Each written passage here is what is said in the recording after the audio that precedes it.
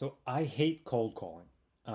Like most people, I hate being cold called, and I hate cold calling.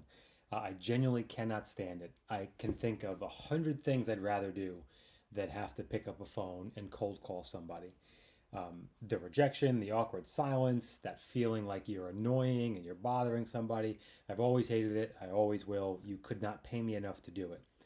But the problem with that is that I own a small business, a few of them, and it requires you to have to either walk into offices, pitch your product, or you have to pick up the phone and you have to make cold calls. There's no way around it. That's how businesses grow.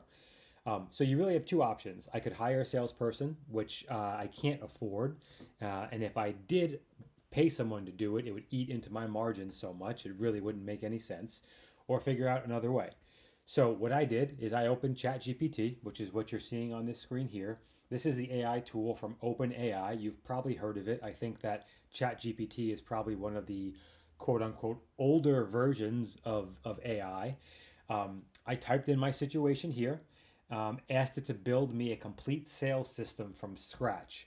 I'm talking email outreach, cold calling scripts, even helping post the job on Upwork to find someone to do it for me because, like I said, you're not going to pay me enough money in the world to do it myself. The whole thing took one afternoon to do, and I am going to show you exactly what I did. All right, quick background if you're new here. My name is Gio. I run a few small businesses based out of Wake County, North Carolina. One of my businesses is called a treasure tower. These are little reward machines. They look kind of like gumball machines. Simple concept. Kids go to a dentist office or they go to their pediatrician's office. The doctor gives them a coin. They go to the machine. There's 8 different toy options. They pick the one they want. They put the coin in, they turn the handle, and they get their toy. I have these placed in about 45 different offices around the county. The doctors love them because the kids look forward to coming in. Parents like it because it's not as hard to get your kid to go to the doctor or go to the dentist. And of course, the kids enjoy getting the toys. I love it because once they're placed, they generate relatively passive income just about every month. The model is very simple. The more locations I have, the more money I can make. So growing this means that I've got to get into more offices. Getting into more offices means that someone has to walk in, introduce themselves, pitch the product, or they've got to pick up the phone and do the same thing over the phone. Now, in reality, as the owner of the business, that someone should probably be me. And I kept on putting it off because, like I said in my intro there, I hate cold calling. I don't like walking into offices where I'm not welcomed or not expected. So I decided to use AI to solve all this. Not just write me a script, but build me the whole system. And in the remaining part of this video, I'm going to show you what I did and what happened. Okay, so here we are. In my first video, if you remember, I was in Claude AI. Now I'm using ChatGPT with some people may be more familiar with ChatGPT, but I like to use both. I'm not endorsing one over the other. You find one that you like and you can bounce things around. I love taking ideas from ChatGPT and showing them to Claude and vice versa, just to sort of get more brains, if you will, involved in the exercise. All right, so you can see the actual question here, right? So for my Tower Rewards business, I want to try to get more pediatrician clients. I have 40 dental offices and 2 pediatrician offices. Can you help me with this script I can use for calling and also for emailing pediatrician offices, right? It's going to give you some support. ChatGPT and all AIs love being supportive, which is great. Makes you feel like you've got a good idea, and I think that that's certainly important. So it's going to talk a bit here about the positioning specifically for pediatricians. Like I like how it does this. Sometimes it tells you, like, instead of just reaching out and saying, "Hey, I place toy vending machines," you want to frame it like this: we provide a zero-cost patient reward system that improves the visit experience and reinforces positive behavior. That is a significantly sounding way to describe what this business is. It may be very simple, like placing toy vending machines, but people don't want to hear that. It sounds much more important and it sounds much more like a positive experience when you frame it like this, right? It's going to talk about first the phone script. It's going to give examples here what to do really when you reach out, when you get to that gatekeeper. It's going to give you the script. It's going to sort of assume here what they're likely going to say back in response to what you've said.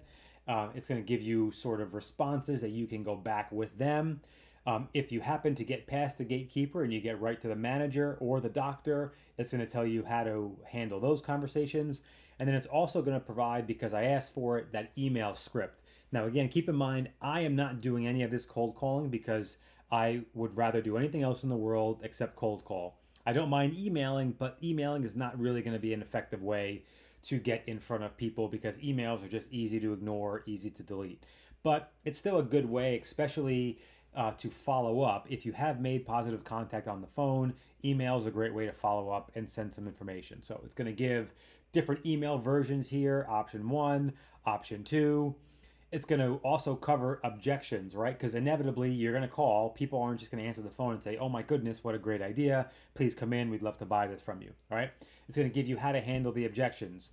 It's going to talk about different strategy approaches here, all right? It's going to talk about the bigger strategy plan. You know, this is a good example here. You can't trust AI implicitly, right? This is an example here where I caught something where it talked about how it's no cost to the practice, which is certainly not true. The practice is how I make my money. So, you know, I make a comment, right? What do you mean by no cost to the practice? There is a cost, they pay me, right? And that's a good catch. Again, you'll always see this disclaimer down here. ChatGPT can make mistakes, check info. And please make sure that you do that because it can make mistakes, all right? So with that new information, it makes the update here. Again, another reframe here. Instead of saying there's no cost, because there is, it's a low monthly investment that improves the overall patient experience and helps reinforce positive behaviors after the visit, right? Great recap. It feels intentional. Then we have an updated phone script because of the fact that this thing now realizes that this is not a free service. I am not providing this out of the goodness of my heart. This is a business. All right. Talks a little bit again about the value of the information you give it. I tell it how much a typical client pays a month so that now it can update the script based off that information because inevitably people are going to say, oh, great, it's a good idea. How much does it cost? So you're going to have to be prepared to answer that question and give a rough idea, whether it's you calling or whether it's going to be a scripted call that somebody else is doing. All right, I'm going to scroll down a bit here. Talks a bit about my strategy and pinpointing certain areas because I am trying to approach this from a very specific geographical region. I want to go down to another part here of my conversation where I talk about the hiring part of it. All right. So I want to hire someone to make outbound calls, which I don't want to do myself. Can you help me with writing a job description for this or where I can find people who do it? All right. So what this is going to do is it's going to go step by step and tell me, you know, what I should call it, what the title should be, what the description should be, and literally says copy, paste, right? So talk about my company, about the role that I'm looking for, all the responsibilities of that role, the ideal skills and experience that you may have, what the pay structure is going to look like, and then it's going to talk about where to find candidates, right? Use Upwork, use Fiverr, use Freelancer, People Per Hour, all these different sites that I can use. If I want to go on LinkedIn, I can do that.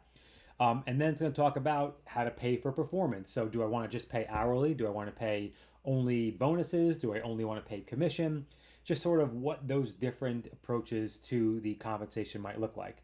It's going to talk about the training, you know, what to provide someone who's going to be doing this information. All right, it's going to summarize everything. And then it's going to ask like, you know, what do I want next? I want the exact outbound script because again, I don't want to hire someone and then they're just sort of going off the cuff and they are freestyling everything that they're saying. I want there to be some structure with a little bit of ability to improvise because these are going to be genuine human conversations that people are having. So you see here, it goes on, and it's going to give me all these information, all the scripts, all the objections, the voicemail script if you get put to voicemail.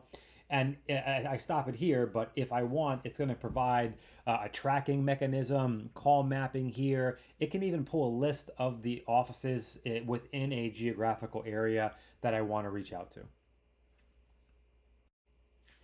All right, so here's my honest take on this particular process. So, you know, as you can see, the system was built and ChatGPT built it for me. The scripts were ready to go. The job posting was all put together for me. All I had to do was post it.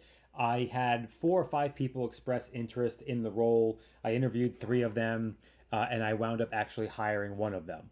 And it actually worked out to be pretty good. I think I kind of felt bad for the person because they were looking to do a lot of work, and because I am targeting a very specific area geographically and where I want to grow my business, I didn't have a ton of work for them. So it was a small project, but it worked out pretty well for both them and myself, right? So, I mean, before I was using AI, I was really stuck on what to do because I know I needed to grow. I really knew cold calling was the way to do it, and I kept avoiding it because I certainly wasn't going to do it. And I knew I wasn't that far away from getting ChatGPT or an AI to write me a script and to figure it all out. But I was just sort of sitting on my hands with it. So AI removed every single one of those excuses, and I did this all in one afternoon. So in one afternoon, I went from having this conversation to posting the job on two different websites. And within a week, I had people interviewed and I had call scripts ready to go. I had my targeted office list for them ready to go, and they got to work on it.